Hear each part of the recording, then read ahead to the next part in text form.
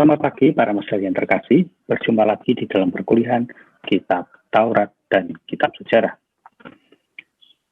Minggu lalu kita berbicara tentang Kitab Kejadian yang adalah kitab pertama dari Kitab Taurat itu. Dan kita melanjutkan di pagi hari ini tentang Kitab Keluaran, kitab kedua dari Kitab Taurat.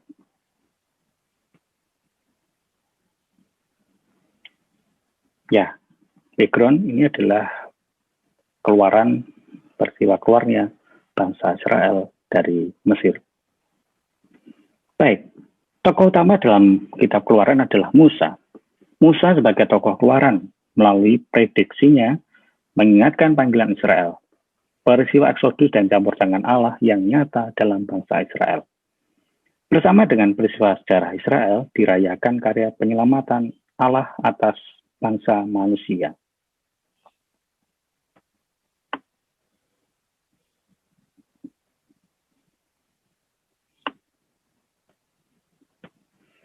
Judul kitab ini menggambarkan isi buku. Seluruh isi buku seputar tema keluaran yang sifatnya material, sosial, dan spiritualitas. Eksodus atau keluaran, dimensi material adalah keluar dari tanah Mesir. Eksodus atau keluaran dimensi sosial adalah keluar dari situasi perbudakan menuju suatu masa depan yang bebas. Lalu, eksodus dimensi spiritual adalah keluar dari batas-batas keagamaan Mesir, menuju penyembahan yang berbeda, tulus, bebas kepada Allah yang Esa, kepada Yahweh. Penyembahan yang akan dimurnikan dan dialami tahun demi tahun. Lalu pembagian kitab Keluaran ini dibagi menjadi 3 bagian besar. Yang pertama adalah bangsa Israel dalam masa penindasan Mesir. Bab 1 ayat 1 hingga 15:21. Lalu Israel di padang gurun 15:22 hingga 18:27. Lalu yang bagian ketiga adalah Israel di Sinai atau di Gunung Sinai dengan adanya perjanjian Sinai sebagai pertemuan dengan Allah yang diwakili oleh Musa. Bab 19 hingga 40. Nah, Israel dalam masa penindasan Mesir ini juga dibagi menjadi 6 bagian. Yang pertama adalah 1:7 peralihan dari Genesis ke Eksodus, Kejadian menuju Keluaran. Lalu bab 1 ayat 8 hingga 22 adalah penulisan di Mesir. Lalu bab 2 hingga bab 7 adalah figur Musa yang awal mula ditemukan di Sungai Nil dan seterusnya itu. Lalu muncullah figur itu di Mesir dan seterusnya. Lalu 10 tulah 7 hingga bab 10 ya. Bab 11, 1, 13, 16 adalah anak sulung dan Paskah. Lalu bab 13 sampai 15 keluarnya bangsa Israel dari Mesir. Israel di padang gurun dibagi menjadi 3 bagian. 15 hingga 17 ayat 7 melintasi padang gurun. Lalu di tengah-tengah perjalanan itu juga bab 17 ayat 8 hingga bab 15 perperangan dengan orang Amalek. Dan bab 18 ayat 1 hingga bab 7 pertemuan Musa dengan mertuanya Yitro yang juga bertemu dengan istrinya ya dan anaknya. Lalu Israel di Sinai, perjanjian Sinai sebagai pertemuan dengan Allah dibagi menjadi 4 bagian. 19 ayat 1 hingga 24 ayat 11 adalah tiba di Sinai. Lalu bab 24 hingga 31 ayat 18 Musa di Sinai atau di puncak Sinai. Nah, lalu dikisahkan juga tentang anak lembu emas. Di bangsa Israel ditinggal Musa menuju Sinai, tetapi mereka membuat patung lembu emas dan menyembah lembu emas itu. Lalu bab 35 hingga 40 adalah hukum mengenai kemah suci dan kebaktian di dalamnya. Kita bicara tentang teologi atau teologi dari kitab Keluaran ini. Ada 5 hal, yaitu sebagai bangsa, Perjanjian Berit atau hukum, lalu keluar dan masuk padang gurun, padang pasir, lalu masuk tanah perjanji. Bangsa yang pertama, Exodus menceritakan asal-usul bangsa Israel sebagai suatu bangsa yang terbentuk dari 12 suku setelah tahun 1000. Menempati Palestina dan kerajaan Daud yang terbentang dari utara sampai selatan. Mereka merupakan satu bangsa yang bersatu dengan tujuan yang sama. Lalu, Allah memilih mereka untuk membentuk suatu bangsa dan mengikat janji dengan mereka.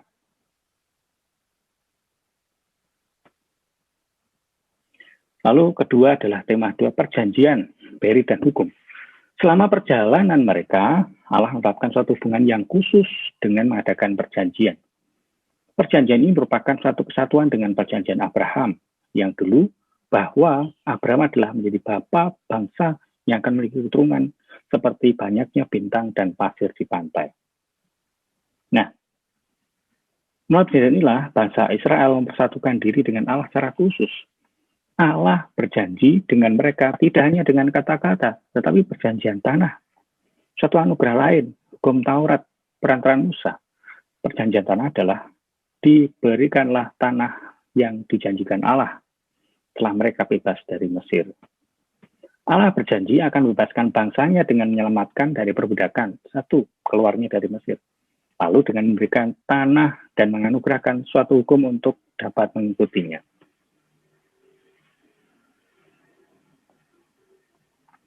Lalu keluar masuk. Skemanya adalah keluar dari tanah asal, masuk ke Mesir. Karena kelaparan yang sangat luar biasa, mereka mengungsi ke Mesir.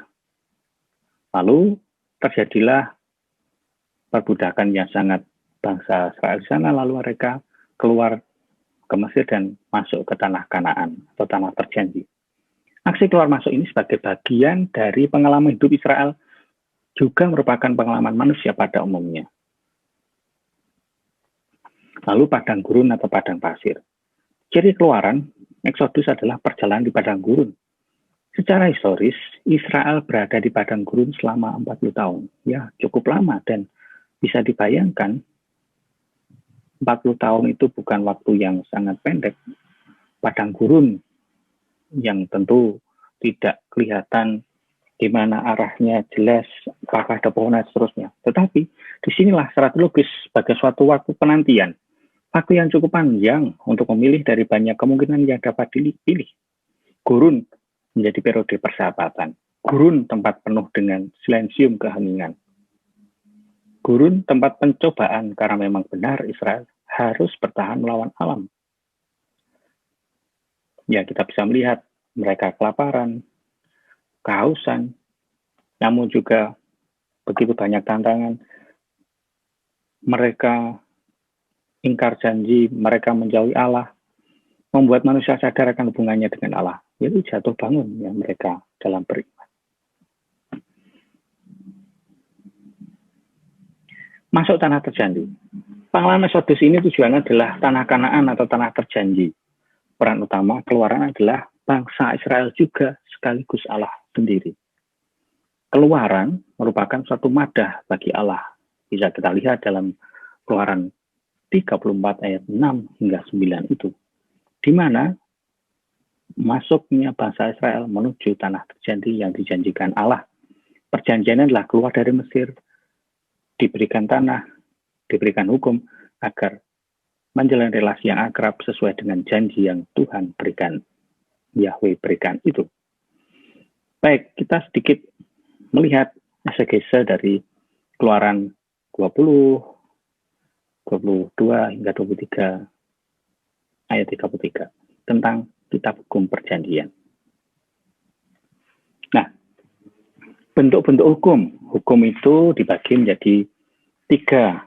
Yang ketiga adalah bagian dari perpaduan kasuistik dan apodiktis. Kasuistik dan apodiktis. Jadi ada 3 itu ya. Mari kita lihat satu persatu. Hukum kasuistik mengemukakan suatu kasus kemudian menetapkan konsekuensinya apabila hal itu dilanggar. Keluaran 21, 2 hingga 23 22 ayat 16. Kasus diberikan dalam bentuk anak kalimat syarat, sedangkan konsekuensinya dinyatakan dalam bentuk kalimat. Ya, kita lihat contohnya sebentar. Hukum kasuistik ini tidak memberikan norma abstrak. Yang dikemukakan ialah kasus-kasus konkret yang dapat digunakan sebagai pegangan untuk kasus dan persoalan serupa. Nah, ini contohnya ya. Anak kalimat syarat dan induk kalimat. Apabila seorang mencuri seekor lembu atau seekor domba dan membantai atau menjualnya, maka ia harus membayar gantinya, yakni 5 ekor lembu ganti lembu itu dan 4 ekor domba ganti domba itu. Keluaran 21 ayat 37. Itu contoh kasuistik. Nanti para siswa bisa mencari sendiri, melihat sendiri mana sih contoh-contoh hukum kasuistik dari keluaran ini. Lalu yang kedua adalah hukum apodiktis. Hukum yang berbentuk larangan atau perintah tanpa adanya sanksi atau hukuman apabila dilanggar.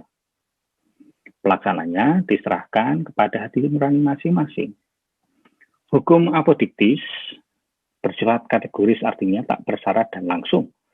Bentuk larangan dan perintahnya mirip dengan nasihat yang diberikan orang tua kepada anak-anaknya atau seorang pemimpin kepada bawahannya. Kita bisa melihat dalam Keluaran 22 ayat 27 hingga 29. Nah, kadang hukum apodiktis disertai dengan motif yang menunjukkan alasan mengapa larangan itu atau perintah itu diberikan. Atau dilengkapi dengan suatu hukum kasuistik yang menunjukkan dampaknya apabila hukum itu dilanggar. Antara kasuistik dan apodiktis terdapat dalam Keluaran 21 ayat 12 hingga 17 dan 22 18 19. Di satu pihak mirip satu hukum kasuistik karena adanya sanksi, ia harus dihukum mati, tetapi di pihak lain adanya bersifat apodiktis dan tak bersyarat. Nah, kita melihat isi kitab hukum perjanjian ya. Keluaran 20:22 tentang mesbah. Lalu 21 1-11 adalah tentang hak budak Ibrani. Yang bisa lihat isinya bagaimana. Seorang pencuri tidak bisa membayar ganti rugi. Bisa dijual ganti apa yang dicurinya. Bisa pula terjadi bahwa seorang anak dijual untuk menjadi budak karena orang tua tidak bisa membayar hutang. Tentang pukulan maut, pukulan orang tua, penculikan, kutukan terhadap orang tua. Ada hak hasil bagi yang secara tak sengaja menyebabkan kematian orang lain. Lalu tentang pemukulan dan segala dampaknya pada kesehatan dan keutuhan. Hukum pembalasan yang setimpal dikenal umum pada zaman dahulu. Israel memegang teguh hukum itu, khususnya sebagai pegangan untuk pengadilan. Hukuman harus setimpal dengan kerugiannya yang diderita. Lalu tentang kematian atau penderitaan yang diakibatkan oleh hewan milik orang lain. Bilangan 35, 31, 32 melarang praktek uang pendamaian atau uang tebusan. Nyawa harus ganti nyawa. Ya, kalau menyebabkan kematian ya harus diganti nyawa kayak gitu ya. Memang dalam perjanjian lama hukumnya memang seperti itu. Gigi ganti gigi, tangan ganti tangan dan seterusnya. Nah, hakikat hukum perjanjian. Hukum dan peraturan kitab hukum perjanjian terbatas jangkauannya, artinya tidak mencakup seluruh persoalan hidup. Tujuannya juga terbatas. Hukum itu tidak lebih semacam pembukuan, sejumlah praktek atau ketetapan yang telah diterima, tetapi dapat diubah, disempurnakan atau bahkan dibatalkan oleh hukum atau peraturan yang lain sesuai dengan perkembangan zaman. Oke, baik. Demikian para yang terkasih, nanti bisa dilihat tentang contoh-contoh hukum itu di dalam kitab Taurat, terutama di dalam kitab Keluaran ya, supaya nanti bisa semakin ternyata ini loh hukum kasuistik, ini apodiktis dan percampuran antara keduanya. Baik, para mahasiswa yang terkasih, jumpa lagi di pertemuan yang berikutnya. Salam.